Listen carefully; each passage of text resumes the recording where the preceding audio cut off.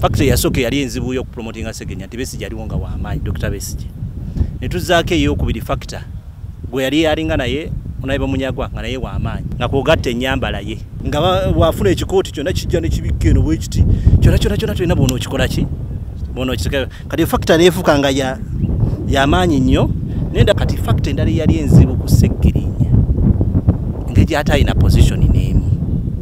bakugambye eno 2013 yali amaze okuggwayo wane ewalatifu namugamba nga bw'otuuka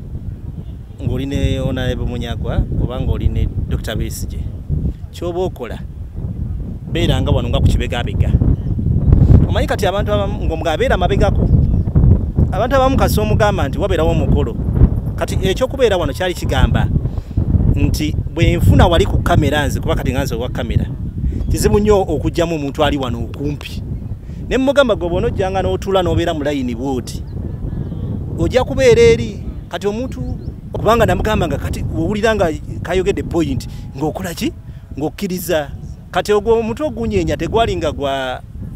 nti kyali nakyo kiruke omugabo abeera ng'okkiriza ng'olaga nti kyoyogera bannabyabufuzi bangi nnyo ennaku zino bakikozesa okuyimirira emabega w'omuntu naye tebamanyi kizannya nti ayimirira awo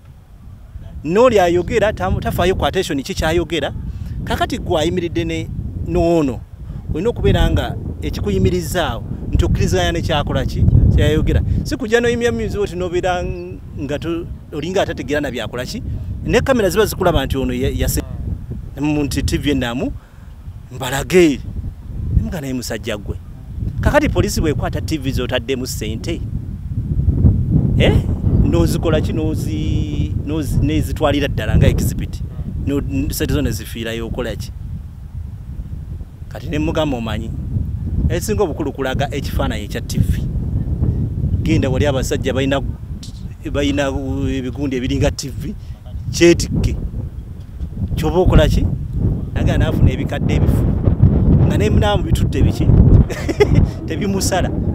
kanaye kati abantu bo balowooza TV zaalinamu nnyo era polisi yazikola ki yazitwala naye nga tezaalinamu naye ati simbo ya TV yo yavaayo nti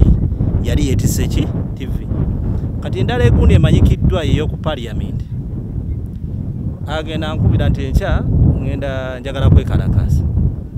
ku Parliament ne mugamba oba oyagala batoyagala egirimiti President Museveni agenda giyisa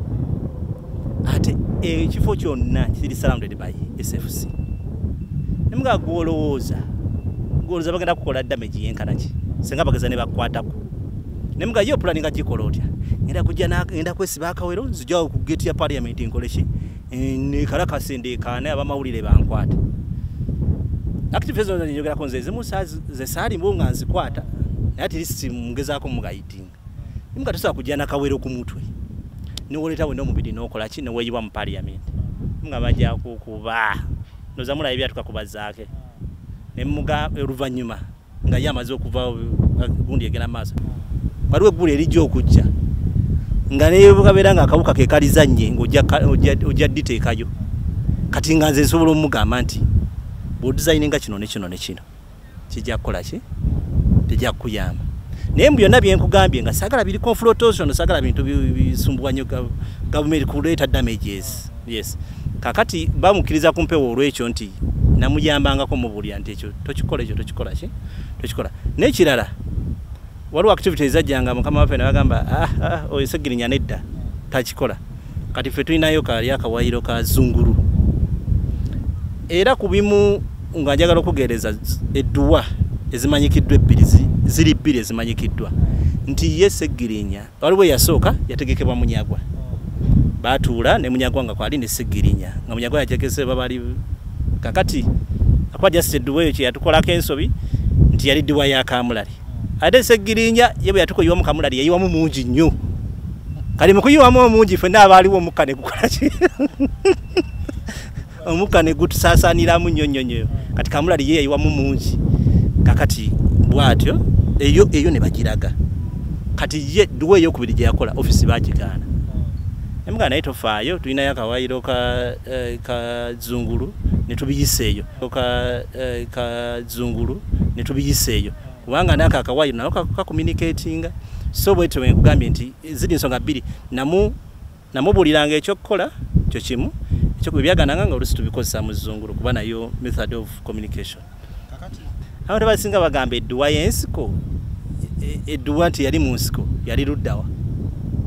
Edduwa zino mbagambye edduwa entufu zaali bbiri, kati emu zonna zaali ku olaba between side zangu nga tonatuuka ng'ovudde Empereerwe nga tonatuuka ku Munaana wabeerangawo ensiko sikawo in between.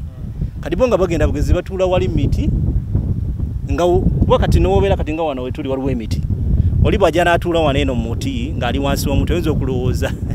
ali mu nsiko. Kati bwe batyo kati amu bantu balowooza era balowooza simanyi twagenda wa simanyi ku ssese eyo ne bakola edduwa yaki twalinga awo kumpi nga bali awo kumpi we edduwa we yali, naye ng'eyokubiri saagifiriminga kubanga bakama bange baali baŋŋaanye naye twakozesa eri simple. Naye byonna nga tubikola okulaba nga tumuyimusa okulaba nga w'amaanyi naye. Olaba between side zangu nga tonatuuka ng'ovudde Empereerwe nga tonatuuka ku Munaana wabeerangawo ensiko sikawo in between. Kati bo nga bagenda bugezi batuula wali miti nga kuba kati n'obeera kati nga wano wetuli waliwo emiti, oli bw'ajja n'atuula wano eno mu muti ng'ali wansi w'omuti oyinza okulowooza ali mu nsiko. Kati bwe batyo kati amu bantu balowooza era balowooza simanyi twagenda wa simanyi ku ssese eyo ne bakola edduwa yaki twalinga awo kumpi nga bali awo kumpi we edduwa we yali, naye ng'eyokubiri saagifiriminga kubanga bakama bange baali baŋŋaanye naye twakozesa eri simple. Naye byonna nga tubikola okulaba nga tumuyimusa okulaba nga w'amaanyi naye.